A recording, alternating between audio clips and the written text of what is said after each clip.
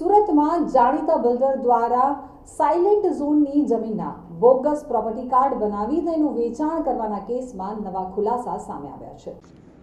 સુરતના જાણીતા બિલ્ડરો દ્વારા ગેરકાયદેસર રીતે સાયલેન્ટ ઝોનની 2500 કરોડ રૂપિયાની અંદાજિત 5 લાખ ચોરસ મીટર જમીનના બોગસ પ્રોપર્ટી કાર્ડ બનાવી તેનું વેચાણ કર્યાના કેસમાં નવા ખુલાસા થયા છે। આ કૌભાંડમાં 2500 કરોડ રૂપિયાની જમીન ધંધો કરી લાભ લેવા કાવતરું રચ્યું હતું, તો બિલ્ડરોની આ મંડળીએ 135 બોગસ પ્રોપર્ટી કાર્ડનો ઉપયોગ કરી અને સરકારી જમીનને ખાનગી મિલકત તરીકે દર્શાવી વેચાણ કર્યું હતું। જે મામલે સીઆઈડી દ્વારા ગતરોજ 3 જાન્યુઆરી 2025ના રોજ એફઆઈઆર નોંધવામાં આવી હતી, જેમાં અમુક ભાગીદાર બિલ્ડરોના નામ કરી દેવાયાનો ફરિયાદી આઝાદભાઈએ આક્ષેપ કર્યો છે।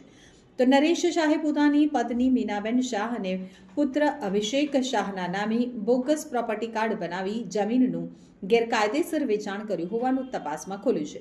આ કાર્ડ દ્વારા તેઓએ સાયલેન્ટ ઝોનમાં આવિષ્કૃત જમીન ઉપર બાંધકામ માટે મંજૂરી મેળવી હતી, જે સંપૂર્ણપણે ગેરકાયદેસર હતું।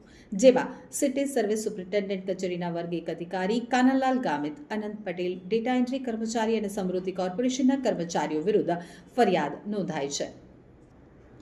તો ફરિયાદી આઝાદ રામોલિયાએ સીઆઈડી ક્રાઇમથી લઈ મુખ્યમંત્રી કાર્યાલય સુધી કરેલી અરજીમાં સમૃદ્ધિ કોર્પોરેશન ભાગીદારી પેઢીના ભાગીદારો Naresh Nemchand Shah, Manhar Murjibhai Kakadiya, Loknath Lorendamal Gambhir, Jayprakash Khanchand Aswani, Minaben Naresh Shah, Hitesh Mahasukhlal Desai, city surveyor officer Kanalal Posla ગામિતની આરોપી બનાવ્યા હતા। જોકે સીઆઈડી ક્રાઇમના સુરત ઝોને દાખલ કરેલી એફઆઈઆરમાં સમૃદ્ધિ કોર્પોરેશનના ભાગીદારો અને ઓફિસમાં કામ કરતા કર્મચારીઓને આરોપી તરીકે દર્શાવાયા હતા, જ્યારે ભાગીદાર બિલ્ડરોના નામ ગાયબ હોવાથી અનેક શંકા કુશંકા ફેલાઈ છે। સામાન્ય રીતે અરજીના કેસમાં પૂરતી તપાસ તથા પુરાવા હાથવગા કર્યા બાદ તમામ આરોપીઓના નામ સાથે ગુનો દાખલ થતો હોય છે। તો આ કેસમાં એફઆઈઆરમાંથી સમૃદ્ધિના ભાગીદારોના નામનો શા માટે ઉલ્લેખ કરાયો નથી તે અંગે સીઆઈડીએ કોઈ ફોડ પાડ્યો નથી। આરોપીઓએ મહત્તમ નફો મેળવવા માટે સરકારી જમીન પર નકલી સર્ટિફિકેટ અને પ્રોપર્ટી કાર્ડ બનાવી કૌભાંડ કર્યું હતું। જે મામલે ખેડૂત આઝાદભાઈ રામોલિયાએ 24 જૂન 2024ના રોજ સીઆઈડી ક્રાઇમમાં અરજી કરી હતી, જેમાં સમૃદ્ધિ કોર્પોરેશનના તમામ ભાગીદારોના નામ દર્શાવ્યા હતા, પરંતુ 6 મહિનાની તપાસ બાદ નોંધાયેલ એફઆઈઆરમાં સમૃદ્ધિ કોર્પોરેશનના કેટલાક ભાગીદારોના નામ ગાયબ હોવાનો આરોપ આઝાદભાઈ દ્વારા કરાયો છે।